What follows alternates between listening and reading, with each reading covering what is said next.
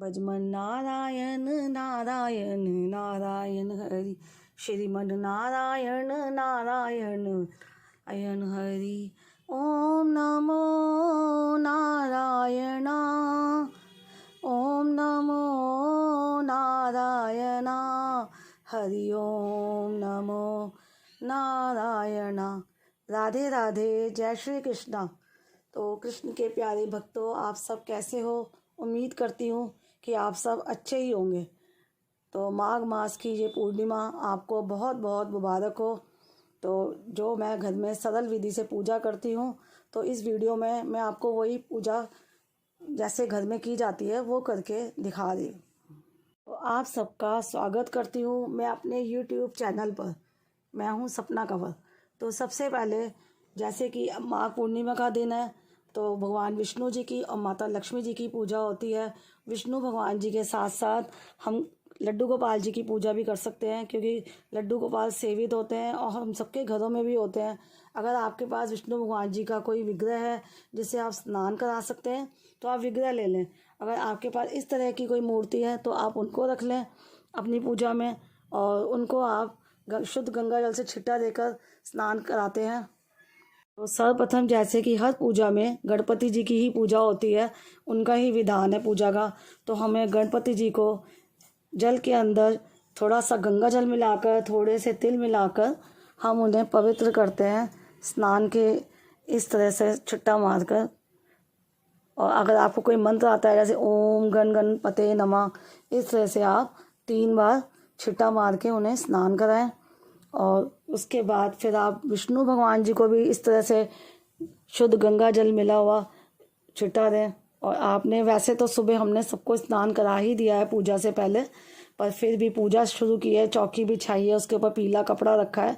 तो इस पूजा में फिर आपने अपने लड्डू गोपाल जी को भी शुद्ध गंगा जल का छींटा देकर स्नान कराना है, और राधा रानी को भी। और ये गरुड़ देवता हैं घंटी के रूप में, तो गरुड़ देवता को भी गंगा जल का छींटा देंगे। उसके बाद इन सबको हमने अच्छे से पोंछ लेना है।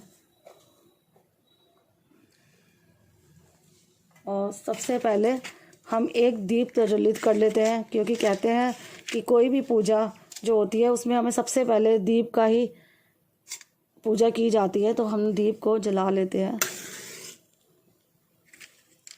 जो भी आपने यूज़ करना है, तिल्ली का तेल या देसी घी का, तो सबसे शुद्ध देसी घी और तिल ही का तेल माना जाता है, तो आप वही ले लें, तिल का तेल और देसी घी। तो ये जोत जगा कर रख दी है। स्नान करने के बाद गणपति जी को 2 वस्त्र का जोड़ा, जैसे कि ये कलावा के रूप में, ये अर्पित करना है गणपति जी को। उसके बाद हमें गणपति जी को अक्षत अर्पित करने हैं। फिर उन्हें चंदन का तिलक लगाना है।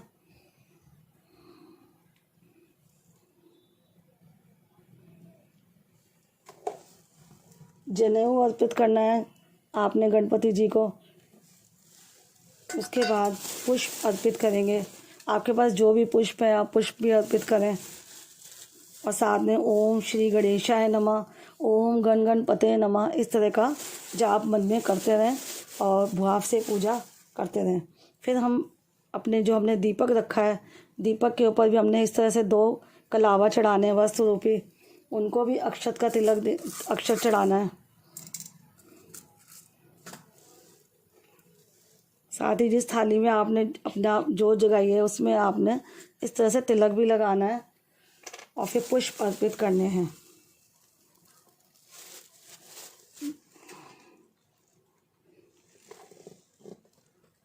फिर विष्णु भगवान जी की हम पूजा करेंगे, उनको चंदन का तिलक लगाएंगे।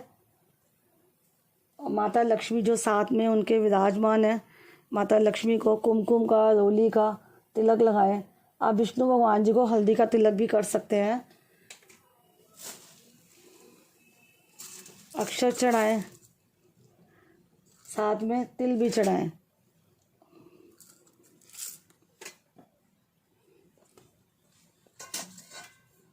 विष्णु भगवान जी को कलावा वस्त्र रूपी चढ़ाएं, और साथ में जनेऊ। आप जनेऊ को पहले हल्दी से रंग लें, या नहीं है आपके पास सुविधा तो आप इस तरह से चंदन का उनको तिलक लगाकर भी आप ये विष्णु भगवान जी को एक जनेऊ भी अर्पित करें। फिर हमने कलश की पूजा करनी है, अगर हमने कलश रखा हुआ है तो। वैसे तो मैं कलश नहीं लगाती, पर आज मैंने कलश रखा है तो मैं कलश की भी पूजा करती हूँ। उस पर आप स्वास्तिक चाहें तो स्वास्तिक बना दें, नहीं तो इस तरह से तिलक कर दें कलश पर।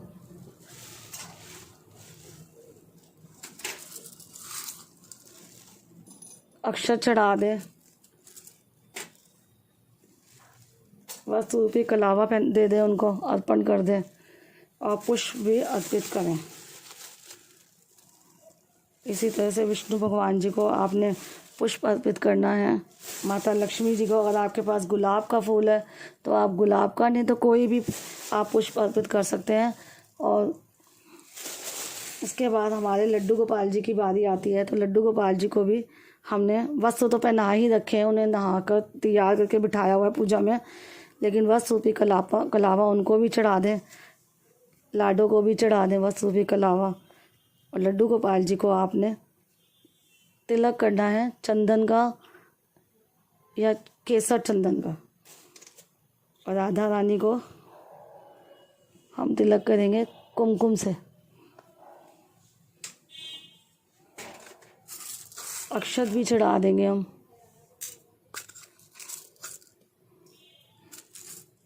और उसके बाद पुष्प अर्पित करेंगे कान्हा जी को।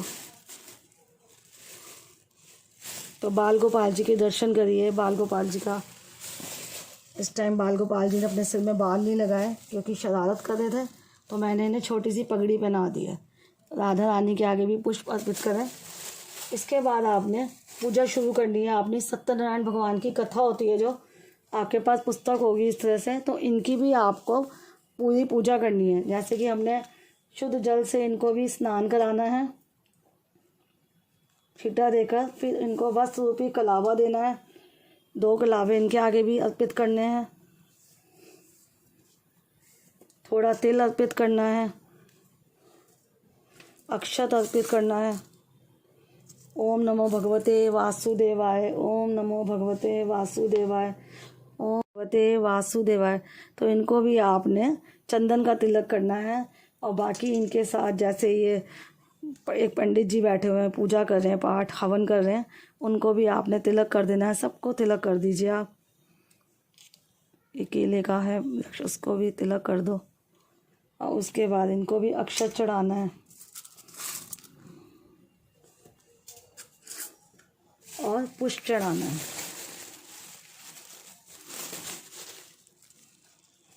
तो इस तरह से आपने सत्यनारायण की जो आप कथा करेंगे, तो इस तरह की जो भी पुस्तक होगी आपके पास, उसका आपने विधि विधान से अच्छे ढंग से पूजा करनी है। और उसके बाद आपने फिर पूजा शुरू करनी है। तो आप सत्यनारायण की कथा करेंगे और सत्यनारायण की पूरी कथा होने के बाद आपने फिर भोग लगाना है। भोग में आप कोई भी ऋतुफल ले सकते हैं, जैसे कि आजकल आंवला भी मार्केट में आ रहा है, आंवला भी चढ़ा सकते हैं। तो मैंने केला ही मंगाया है, अभी मेरे पास यही अवेलेबल है। तो मैं केले का भोग गणपति जी को, विष्णु भगवान जी को, ये मेरे गुरु महाराज जी को,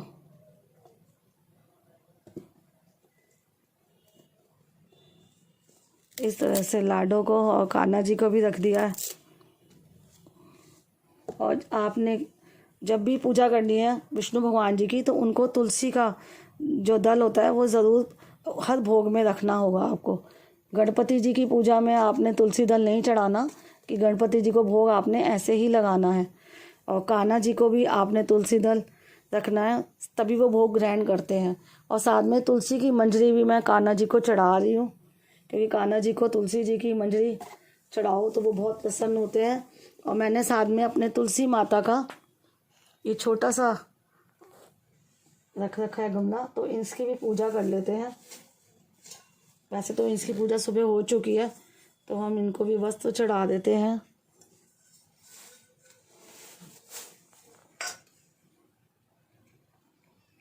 तिलक चढ़ा देते हैं, तिलक कर देते हैं। थोड़ा अक्षत और थोड़ा पुष्प, तुलसी माँ को प्रणाम करके उनके आगे आप पुष्प चढ़ा दें। और जो आपने दीपक जलाना है, उस दीपक पर भी आपने इसी तरह से पूजा करके रखना है। अभी कहते हैं कि जो पूजा होती है ना, उसमें आप अबीर और गुलाल एक फूल के अंदर इस तरह से आप लगा लें। ये गणपति जी के आगे अर्पित कर दें आप। इसी तरह से आपने थोड़ा थोड़ा ये लगाकर सभी देवी देवताओं के आगे, जो भी आपके आराध्य देव आपने मंदिर में रखे हुए हैं, आप उनके आगे गुलाल और अबीर, क्योंकि बसंत पंचमी से वैसे भी होली का त्यौहार जो होता है वो रंगों का वो मनाया जाता है मथुरा में। तो इस तरह से हम घर में भी जो पूजा करते हैं तो अबीर और गुलाल भी चढ़ाया जाता है पूजा के अंदर। तो अब मैं आपको जोत की थाली दिखाती हूँ। जोत की थाली मैंने तैयार कर ली है। अगर आपने कपूर आरती करनी है तो आप कपूर आरती कर सकते हैं। आपने अगर जोत से करनी है तो एक दीपक अलग जला के इसको यहीं रहने दें और फिर जोत से आरती करें। तो मैं कपूर आरती करूँगी तो मैं कपूर डाल लेती हूँ और कपूर आरती करके फिर इस पूजा को संपन्न करते हैं। और सबकी पूजा करने के बाद अपने आराध्य देव के आगे और विष्णु भगवान जी के आगे कथा होने के बाद आपने भोग लगाना है। तो आज पूर्णिमा है तो पूर्णिमा को आटे का चूरमा बनाया जाता है और उसमें केला इस तरह से काट कर केला भी उसमें डाला जाता है। और अब भगवान गणेश जी को आप बिना ही तुलसी दल के भोग लगाएं और जब आप भगवान विष्णु जी को भोग अर्पित करें और साथ में लड्डू गोपाल जी को, तो आपने तुलसी दल ज़रूर रखना है। साथ में पंचामृत है तो गणपति जी को पंचामृत का भी बिना ही तुलसी दल का अर्पित करना है। और बाकी सभी देवी देवताओं को, विष्णु भगवान जी को, बाल गोपाल जी को तुलसी दल के साथ ही अर्पित करें। और ये मैंने मखाने की खीर बनाई है भोग के लिए, क्योंकि पूर्णिमा को कहते हैं खीर ज़रूर बनानी चाहिए। खीर खानी अच्छी होती है, आरोग्यता मिलती है, हमारे शरीर के अंदर ताकत आती है इस खीर को खाने से, क्योंकि जो सारे ड्राई फ्रूट होते हैं। तो इसमें भी आप तुलसी दल अर्पित करके भोग लगाएं और गणपति जी को बिना तुलसी दल के भोग लगाएं। माघ पूर्णिमा में तिल का विशेष, जैसे कि मैं शुरू से बोलती ही आ रही हूँ कि तिल का बहुत महत्व होता है। तो भगवान विष्णु जी के आगे आप तिल भी अर्पित ज़रूर करें। और मंदिर में जब आप दान देंगे खीर का, साथ में ये पंजीरी जो चूरमा आपने बनाया है केले वाला, फ्रूट देंगे आप मंदिर में, साथ में आप थोड़े से तिल भी ज़रूर दान करें। और उसके बाद जो भगवान अपना व्रत खोलेंगे तो आप पूड़ी बना सकते हैं, आलू बना सकते हैं, साथ में खीर भी खा सकते हैं। तो सेंधा नमक वाला आप खाना भी खा सकते हैं। वैसे मीठा खाना खाया जाता है। तो आपको जो आपको अच्छा लगता है या जैसे आप करते हैं आप वैसे करें। व्रत का जो भोजन आपने करना है वैसे ग्रहण करें। और इन सब की ये सब पूजा होने के बाद आपने जो कथा पढ़नी है, हाथ में पुष्प लेकर कथा पढ़ें या थोड़े से चावल इस तरह से रख लें और आपने कथा पढ़नी है। सबसे पहले आपने पढ़ना है भजमन नारायण नारायण नारायण हरि, श्रीमन नारायण नारायण नारायण हरि, ओम नमो नारायण, ओम नमो नारायण हरि, ओम नमो नारायण हरि, ओम नमो नारायण। फिर कथा आपने शुरू करनी है। तो सबसे पहले प्रथम अध्याय आएगा तो आप मत्था टेक कर आप पहला अध्याय पढ़ें। उसके बाद फिर से भजमन नारायण नारायण आप करें। तो ये वैसे मैंने ये सत्यनारायण भगवान की कथा अपने चैनल पर वीडियो बनाकर अपलोड की हुई है, तो आप उस पर भी सुन सकते हैं, किसी पुस्तक से भी पढ़ सकते हैं। और सारे अध्याय एक एक जैसे होते जाएंगे। आपने भजमन नारायण पढ़ना है। भगवान अति प्रसन्न होते हैं और पूजा करते करते हमारे मन में भाव के लिए बहुत ही पवित्र भाव भी उत्पन्न हो जाते हैं। इस तरह से सारी पूजा कथा करने के बाद आपने लास्ट में आरती करनी है। तो आरती की थाल मैंने, और जो पुष्प आपने हाथ में लिए हैं, साथ में अक्षत या तिल लिए हैं, वो आप भगवान विष्णु जी को आगे समर्पित कर दें। और थोड़ी सी दक्षिणा, जो कि एक क्षमा याचना होती है कि हे प्रभु, हे हरि, पूजा के दौरान हमसे कोई भूल हुई है, कोई गलती हुई है, तो आप हमारी उस भूल को नादान समझकर, ना समझकर उसे क्षमा कर देना। तो इस तरह से दक्षिणा रखें। और जब आप मंदिर में जितनी भी दक्षिणा आपने रखनी है वो आप रख सकते हैं। और जब आप मंदिर में प्रसाद भेजेंगे तो दक्षिणा को भी उसके साथ ज़रूर भेजें। इस तरह से आपकी पूजा संपन्न होती है।